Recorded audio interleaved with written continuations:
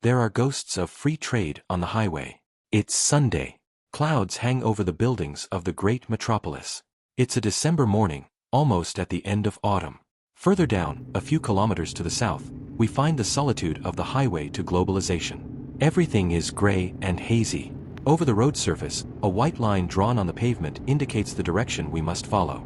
It confirms that, like the rest of the country, we have no choice but carry on our journey to the ocean trying to reach the world. We may be moving on a pipe dream.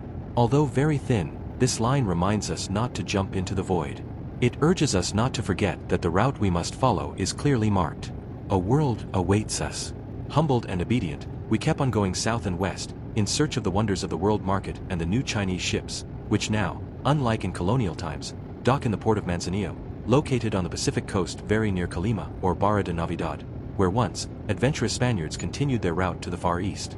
Metaphorically, on this cloudy day, we have launched ourselves at high speed along that route and move among the ghosts of free trade that travel along a highway that seems to float amidst the fog and sand.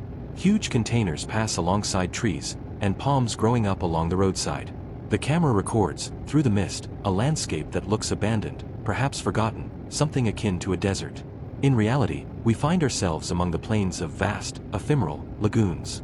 Water appears here intermittently during the rainy season, which, at least this year, has ended. Today, only the promise of a fleeting resurrection of these bodies of water remains. There are water droplets in the landscape and traces of moisture in the soil, thanks to the light rains typical of winter in this region of western Mexico. The captured image shows no evidence that we are moving through a landscape where various villages are nestled at the foothills or high in the mountains. It's all an illusion down here.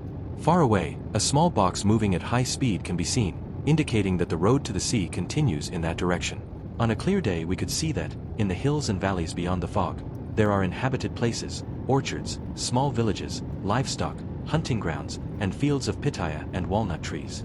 As we travel along this trade route, we have the illusion that there is no precise destination. The fog seems to suggest that we may even be somewhat lost from our objectives. Despite this, we continue on our way, encouraged by the prospect of a clearer horizon and a transparent sky. Suddenly, the road signs confirm that small towns with names like Texaluta, Sayula, Atoyac, and Tapalpa survive along this route. These are towns with life. Some of them even invite the traveler, offering rest, recreation, and local cuisine. More fog, more shipping containers, more trees, more palm trees pull us back to the reality of a highway that, in our imagination, ends in Singapore, Hong Kong, or the Philippines. Because these containers, perhaps empty, will be loaded tomorrow in Manzanillo for those places and will soon return with what free trade promised would be good for our cities, our regions, and our homes.